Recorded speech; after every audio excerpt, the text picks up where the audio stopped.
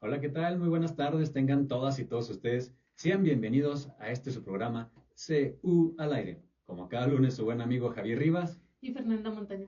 Estamos muy complacidos, muy agradecidos de que nos estén siguiendo este bonito lunes en este programa, que hemos recibido muchos comentarios, hemos tenido muy buena respuesta de todas y todos ustedes que nos han compartido pues la inquietud de conocer más sobre el tema, el saber cómo se maneja esto desde nivel local hasta nivel internacional, porque es una situación, y lo comentamos el lunes pasado, que es muy nuevo para todos, ¿sí? Es información que a lo mejor medio le tenemos una idea, pero realmente no conocemos de qué se trata y estamos hablando de la tortura, ¿sí? Quiero agradecer al licenciado Pablo Collazo, que es el coordinador de Ministerios Públicos de la Fiscalía Especializada en Tortura, que nos acompaña esta tarde. Muchísimas Gracias, gracias. buenas tardes, un gusto. No, gracias por tomarse el tiempo porque la verdad el lunes pasado nos quedamos picados.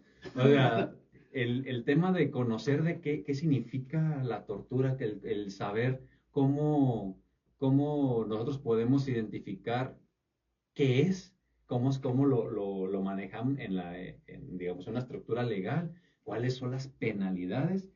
Y algo que la gente nos decía mucho es que se quedaron sorprendidos de que ellos no sabían que la tortura la pueden aplicar personas que no son servidores públicos. Entonces, la semana pasada que nos planteaba la coordinadora justamente de capacitación, que, a ver, también terceros pueden ser, ahora sí que imputados por el Ujú. delito de tortura cuando hay aquiscencia de un servidor público. Sí, así es, efectivamente. Entonces, imagínense, a nosotros nos sacaron de nuestra burbujita de que, ay, creo que sí le entiendo, creo que sí le conozco. Y esto pues abrió más el apetito de conocimiento, del saber de qué se trata. Ujú. Y esta serie de entrevistas de Hablemos de Tortura, pues está enriqueciendo cada vez más, ahora sí que la Vox Populi, de que ya van a saber de qué se trata, cómo trabaja.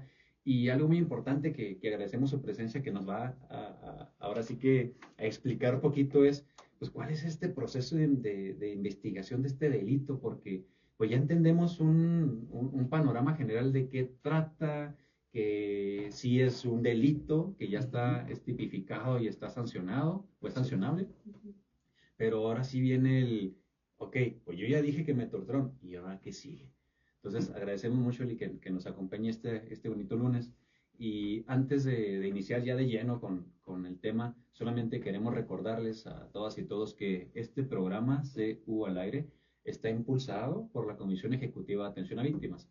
Si alguno de ustedes es víctima de algún delito o violación a derechos humanos, pues más, si conocen a alguien que sea víctima o crean que a lo mejor puede ser víctima, sepan que existe una comisión dedicada a ustedes, dedicada a acompañarlos, dedicada a tener una atención diferenciada y restauradora en todo el proceso. Tenemos asesores jurídicos especializados, hay psicólogos también especializados en un acompañamiento psicosocial y existe también un equipo bien dedicado de trabajadores sociales que están ahora sí que a toda la disposición de poder acompañarlos en procesos y gestiones que a veces se complican aún. Entonces, sepan a bien que en todo el estado de Chihuahua existe la Comisión Ejecutiva de Atención a Víctimas. Si tienen ustedes la duda, si quieren ustedes tener ahí un poquito de contacto para tener información, estamos ahí para ustedes. Voy a pasarles el número de teléfono para que puedan tener ahí contacto, que es el 614-429-3300, es el número de gobierno del estado, a las extensiones 11472 y 11437. Repito las extensiones, 11472 y 11437.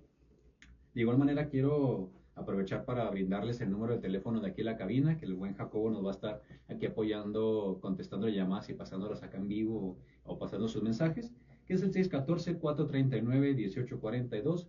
Repito, 614-439-1842. Bien, este es su programa, entonces si tienen dudas, si tienen alguna situación que quieran comentar, adelante, estamos para escucharles. Fer, tenemos mucho que saber el día de hoy. Sí, bueno, primero que nada, muchas gracias por estar aquí. Y sí, como comentaba Javi, la semana pasada hablamos como panorama de qué es la tortura y cómo se tipificaba las penalidades y cómo saber si nos encontrábamos en esa situación. Pero tal vez ahorita entrando nomás también al tema de derechos humanos, que también está muy en auge. ¿Por qué la tortura se considera una violación absoluta de los derechos humanos? Muy bien. Partiendo de que es un crimen de lesa humanidad, y de ahí en la celebración de tratados y reconocimiento por parte de nuestra propia Constitución, hay cierto tipo de conductas que están vedadas hacia los servidores públicos. ¿Por qué? Porque los servidores públicos los han vuelto ese tipo de conductas como un instrumento de poder. ¿Para qué? Para preservarse en su lugar, es decir, ejerciendo el control, ejerciendo el poder, ejerciendo el gobierno, es decir, toda la estructura. Y esta conducta por eso es cometida por servidores públicos. Como comentaban hace rato, fuera de aire, decían, ¿y cómo se logra la participación en este delito de un particular? Y hablamos de una serie de conductas. En concreto, que esta persona es un funcionario público o un servidor que actúe, en caso del particular, a instigación. El instigador es el que asusa, el que está diciéndole, ándale, hazlo, ándale, comételo, no va a pasar nada, yo te protejo. El sonsacador. Exactamente, el sonsacador. Pero para que se actualice respecto de la responsabilidad, tiene que haber el principio o el factor de la aquiescencia. Y la aquiescencia es el consentimiento, por acción o por omisión del servidor público respecto a ese particular, para que lo cometa la conducta, ya sea por tolerancia o por omisión. El famoso voto de patrola. Yo no vi nada, yo no supe nada.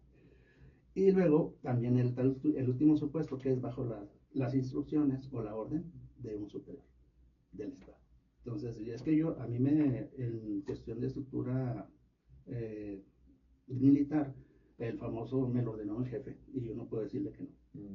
Y en las fuerzas policiales es exactamente lo mismo. Hay una cadena de mando, una jerarquización y hay una forma obligada de actuar. Pero obviamente ya sabemos que dentro de este tipo de delitos, dentro de esa prohibición absoluta, ni ese nivel de que es mi superior me justifica que yo realice la conducta. Ni siquiera las situaciones de estados de emergencia, de guerra, es que es una persona que, por decir, agarró un secuestrador, no he encontrado a la víctima y necesito saber dónde está, y para eso lo torturo. Ni siquiera en ese tipo de situaciones. Ahí me llama la atención dos cosas que acaba de decirle. Sí. Algo que no hemos visto el lunes pasado era de cómo se involucra el servidor público en un acto de tortura, que es el voltear para otro lado, el no hacer, el no decir, el no detener. También es algo bien importante que la gente debe de entender, de que no solamente es el formar parte del proceso, sino el saber que existe y no hacer nada. Exactamente. Y eso tiene que ver, perdón, interrumpa, tiene que ver con una figura o un concepto que está reconocido por la Comisión Interamericana de Derechos Humanos a través de sentencias. Y se le denomina un pacto de silencio, que es eso. Y también se le denomina espíritu de cuerpo. El espíritu de cuerpo es la autoprotección, pero ahora sí de las corporaciones. Es decir, yo no voy a poner a mis pares, a mis compañeros, a mi comandante, a mi no sé quién. Y es un pacto de mientes, ocultas, tergiversan la información. Y eso está reconocido en diversas, al menos 2 resoluciones de la Comisión Interamericana, como es el caso Valencia Hinojosa y otros contra Ecuador, y también el no tan honroso caso de Radilla Pacheco contra México. En esas 2 resoluciones se habla de esta forma de operar de las fuerzas militares y policiales en el país. Y ese espíritu de cuerpo, para vencerlo, es complicadísimo. No es fácil. ¿Por qué? Porque ellos ocultan pruebas, tergiversan pruebas, pierden bitácoras, alteran, borran videos, coaccionan a la víctima, a los testigos. Entonces se vuelve un grupo de poder fuerte. Por eso se le llama el espíritu de cuerpo.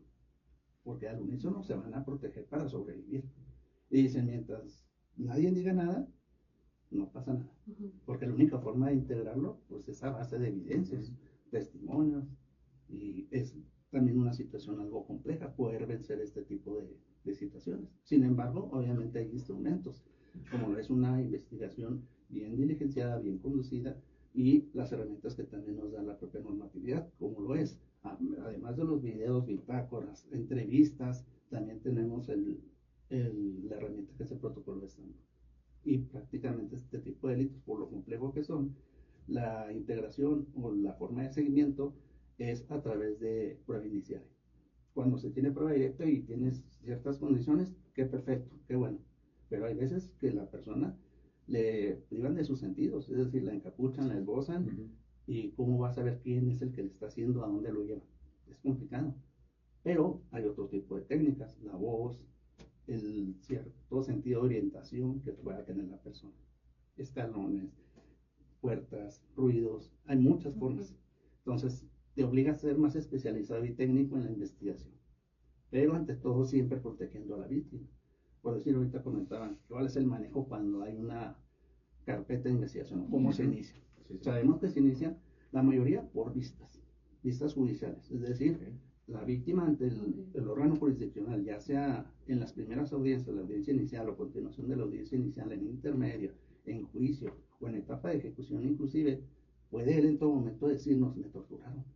No es necesario que nos dé circunstancias de tiempo, modo y lugar o de los probables responsables en ese momento. Ese solo hecho nos obliga a nosotros a investigar. Es imprescriptible. Así se reacuerde después de 20 años, no importa, tenemos nosotros la obligación. Porque por los tratados internacionales y que con este tipo de conducta se afecta la dignidad humana, el derecho a la vida, a su integridad. Entonces hay una afectación muy fuerte hacia las personas.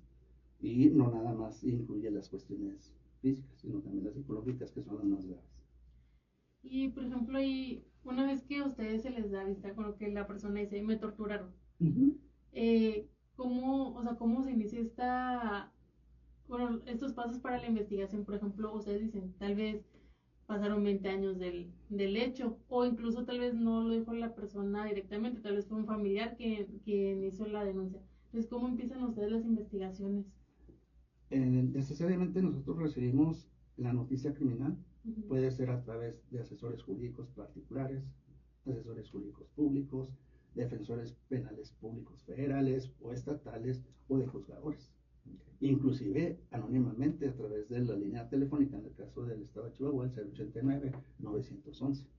Pasa el dato y otro tipo de, hasta por correo electrónico, inclusive a través de justicia digital. Entonces hay muchas formas de nosotros poder atender a las personas que pueden decirse afectadas por este tipo de conductas y delitos.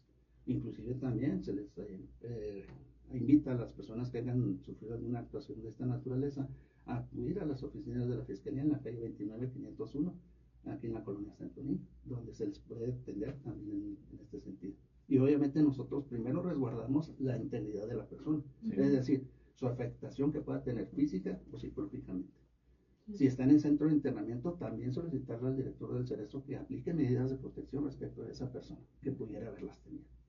Luego nosotros empezamos a realizar la designación del asesor jurídico. ¿Por qué? Porque es importante que en todo momento él esté informado y no nada más a través de su representante, que en este caso se llama la Fiscalía, sino otro externo. Que por lo general nosotros nos apoyamos mucho con la Comisión Ejecutiva de Atención a Víctimas precisamente para blindar ese apoyo a la persona. ¿Sí? Ya cuando tenemos todo eso, nosotros procedemos a realizar la investigación. Esa investigación requiere que nosotros vayamos recabando diversos documentos, médicos, clínicos, psicológicos, psiquiátricos, sobre todo las circunstancias de detención. En nuestra base es prácticamente las circunstancias de detención. ¿Por qué? Porque las circunstancias de detención, en el informe policial homologado, es donde nos va a dar cuenta de qué es lo que pasó y cómo pasó. Y sobre todo ahí va incluido el uso de la fuerza, que es una hoja que debe llenar sí o sí el agente policial, donde él explica que esa ley de uso de la fuerza, que también regula todo ese actuar policial, si lo golpeaste, ¿por qué lo golpeaste? Si se lesionó, ¿cómo justificas que se lesionó?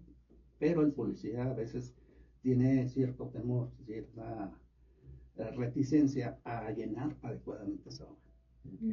Es decir, sabemos que una persona, en el común de los casos, difícilmente va a atender al esquema de la fuerza, es decir, el uso de comandos sonoros, las luces, el uniforme, el identificarte como elemento policial. ¿Por qué? Porque la persona tiene una tendencia a huir. Y una persona que huye, y peor si comete un delito, ¿sabe qué le va a pasar? No se va a dejar agarrar. Y si lo alcanzas, someterlo. Tienes que someterlo. Y hay reglas para usar la fuerza para sometimiento. Ujú. Involucra golpes, quizás. Implica el uso de candados de manos, también. Pero esa es nuestra base. Y la certificación médica que debe ser el agente de esa persona, de cómo estaba al momento de la detención, cómo quedó. Okay. Entonces, juntando toda esa información, finalmente nosotros ya podemos recabar ciertos datos que también nos los pide el área de servicios periciales y ciencias forenses de aquí de la Fiscalía General del Estado, donde a nosotros nos dice, ¿sabes qué? Tengo un protocolo mínimo para poder aplicar el protocolo de Estambul. ¿Qué es lo que me pide? El IPH, circunstancias de detención, certificados médicos, expediente clínico, tanto del exterior como en el Cerezo. Todo lo que le ha pasado. Estudios interdisciplinarios, entrevista de la víctima. Haz una línea de tiempo. Sí, para tener más o menos contextualizado, que es esa parte otra. Nosotros tenemos que aplicar en los casos de tortura el análisis de contexto. Es decir, bajo qué esquema y contextualización histórica, política, sociológica se dio la conducta. ¿Por qué? Porque hablamos de delitos con sistematicidad, estructurados. Y esas cosas no son ocurrencias, son prácticas reiteradas que se van estableciendo, normalizando sobre todo, entre corporación y corporación. Pero sabemos también que cada corporación tiene sus particularidades en la comisión de ciertas conductas delictivas. No cometen el delito de la misma manera. Uno lo hace con la bolsa, otro lo hace con chicharra, otro lo usa con el trapo en la boca, la víctima recostada y el garrafón aventándole agua para que parezca simular el ahogamiento. Y aparte que son técnicas que también ellos van Perfeccionando, así como, sí. no sabes que No ahora dejas huella. se tiene que hacer de esta otra manera. Esto ya no me funcionó, vamos a implementarlo de esta otra. Sí, desgraciadamente. Y creo que eso es lo que usted comentaba, ¿no? Lo del espíritu de cuerpo. El espíritu del cuerpo. O sea, pues creo que entiendo el miedo que puedan tener las personas al denunciarlo, pero creo que es la manera Exacto. en la que se puede dar conocimiento para poder ir poco a poco, pues tal vez intentando cambiar un poco las organizaciones desde dentro, sabiendo que si bien eran técnicas mal empleadas, pues que no pueden ser así, que existen protocolos, existen leyes que también se protegen a cualquier persona, o sea, digo, nada está por encima de la dignidad de un humano. Exactamente. Entonces, creo que, bueno, por eso también está la licencia de capacitación, que también digo, bueno, es que también estamos para capacitar a los policías, pero también a las víctimas. Sí, y es que el silencio es a lo que le apuesta el servidor público que comete este tipo de conductas, a la impunidad. Sí. Y a veces generan tanto temor que el daño psicológico, por eso decía que es más grave, temor al uniforme, temor a la presencia policíaca, lo ve y le da pánico, pavor a la persona. Entonces imagínese esa persona narrando todo lo que vivió. Y es terrible, y la revictimización en el caso de nosotros es complicadísimo. ¿Por qué? Porque tiene que ir al protocolo de Estambul, que no es otra cosa más que una evaluación médica y psicológica. Eso lo quería preguntar. Sí, claro. ¿Cómo se implementa? Tengo entendido que es una herramienta. Sí, así que, es. Pues, bueno, a ver si nos puede explicar en qué consiste este protocolo de Estambul. Perfecto. Es una investigación que realiza pericialmente, pero no por cualquier perito. Lo normal sería que nosotros entendiéramos, es médico, cualquier médico.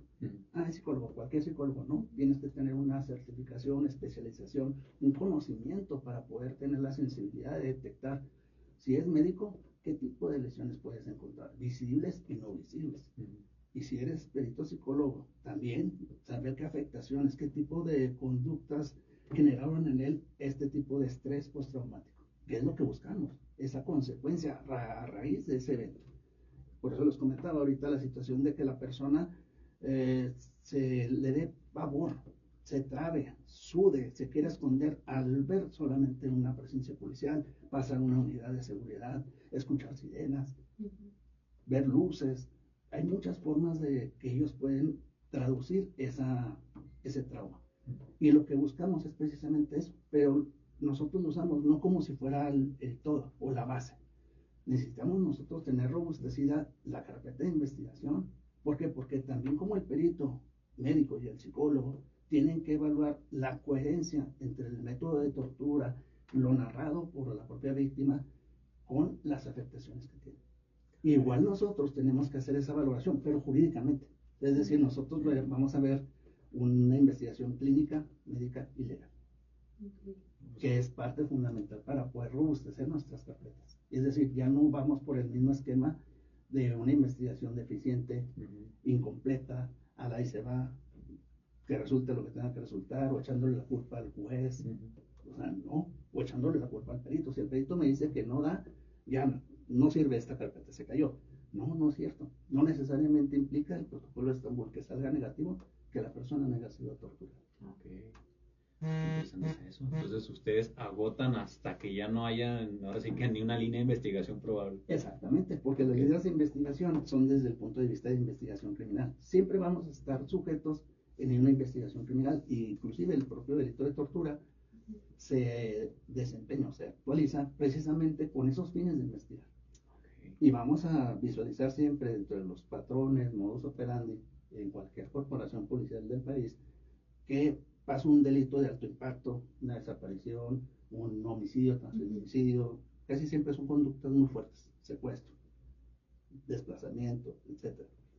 Y en ese tipo de secuencias de investigación, mágicamente dan con el sujeto, el probable responsable, y lo detienen que porque tienes droga, que porque desobediencia.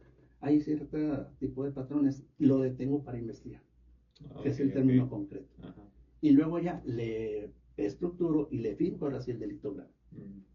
Y ya es donde decimos, está raro. Digo, si el policía eventualmente realizó actos de investigación que lo llevaron a él, ¿por qué no lo documentas? Sería lo más lógico, ¿no?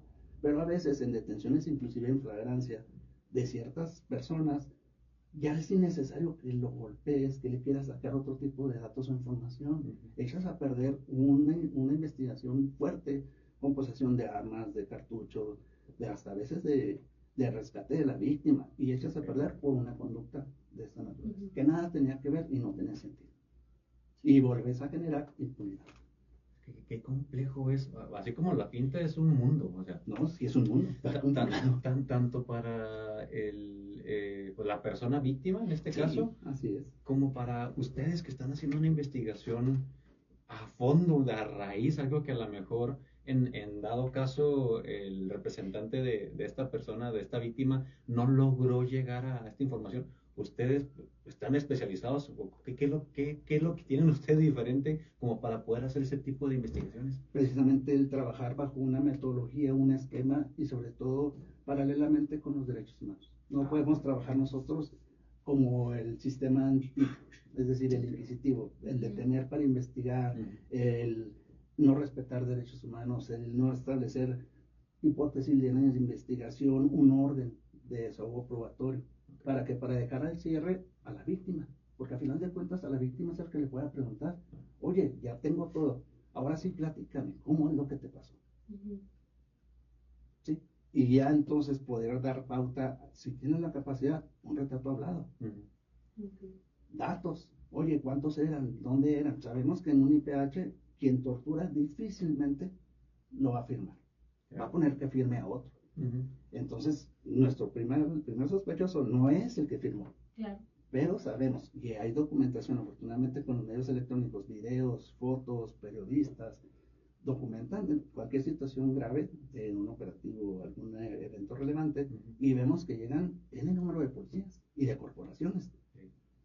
Y entre la bola del anonimato justifica, según ellos, el hecho de que nadie va a saber, nadie me vio, voy encapuchado, voy con traje y le doy.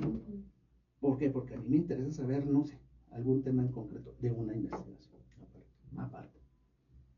Sí, porque ahí está interesante que ustedes no solo llegan, bueno, tal vez yo tengo a la persona que cometió la tortura, al otro material, por ejemplo, pero lo importante también es intentar llegar a quien tal vez ordenó. A la cadena de mando, efectivamente. ¿Por qué? Porque pues desde ahí es donde se tiene que empezar a... Y aquí es muy peculiar porque, como bien dices, o sea, tenemos que empezar del menor jerárquicamente para llegar a la cabeza. Porque comúnmente las investigaciones anteriormente, históricamente así se han manejado, nos conformamos con el autor directo. Ya no le gusta, ya se resolvió el asunto, pero no. En el caso de los policías o de las fuerzas armadas, siempre hay una orden, siempre hay un superior que sabe, permite, tolera u ordena. Es decir, no vas a moverte si nadie te validó, te autorizó, te palomeó que hicieras eso. Sí. Difícilmente, las cosas no se mueven así en el mundo real, ¿no? Y entonces es cuando nosotros tenemos que establecer quién era el titular de jefe de grupo, quién era el titular de esa corporación en particular, cuáles eran sus compañeros, y ir viendo cada papel, porque voy a agarrar tanto el que hizo la conducta, el que volteó para otro lado, el que lo ordenó, el que lo permitió, todos. Es decir, por un solo asunto no necesariamente me llevo al que la realiza. Ajá, toda la estructura. Toda la estructura, porque precisamente son crímenes estructurados. No es aislado. Esto es demasiado importante lo que acaba de comentar porque todos hemos trabajado, hemos querido platicar el vivir en un estado de derecho donde todos tengamos las libertades, donde podamos confiar en nuestras corporaciones, que si alguien me hace daño, yo voy a levantar la mano y me van a ayudar a conseguir la justicia. Y ustedes están trabajando en un tema tan sensible como un delito de lesa humanidad, sí, donde ustedes están, voy a manejarlo así, intentando reparar, primero evidenciar primero, hacer justicia y reparar sí, un daño que una persona o varias personas, pero a fin personas dentro de una institución cometen. Entonces, este trabajo que están haciendo ustedes junto con usted que es coordinador de los ministerios públicos, junto con la coordinadora Tracy de capacitación, es vital, tanto investigar para que digamos, lleguemos a la justicia y con esto dar un mensaje de no repetición, evitar la repetición de este tipo de actos, sí, como con la capacitación y prevención que se realizan dentro de esta fiscalía, donde brinda información, herramienta y material al personal en turno para que no vuelva o para que no tenga que hacer este tipo de delitos. Lick, agradecemos mucho su presencia hoy, se nos va el tiempo, pero volando. No sé si quiera dar algún mensaje último. No, pues agradecer la invitación y sobre todo ponernos a las órdenes de sus escuchas y de los ciudadanos en general, de estamos para servirles, estamos para atender y estamos tratando de cambiar esta perspectiva de investigación, esta perspectiva de que somos los servidores públicos violadores o de derechos humanos y que nos brindamos el acceso sobre todo a la justicia. Venga, Fer, nos vamos. Sí, no, muchas gracias. Y Gracias. creo que es importante eso, sobre todo dar confianza a la ciudadanía para que denuncie y sobre todo, como decimos, que si tenemos que llegar a la cadena de mando, pero para que esos actos no se sigan perpetuando y que justo que las instituciones, pues al final de cuentas estamos para servir. Entonces que eso sea la finalidad. Muchas gracias. No, pues gracias. Muchísimas gracias. Esto fue CU al aire. Recuerda, la CEA está cerca de ti y nos vemos el siguiente lunes. Hablemos de tortura. Hasta la próxima.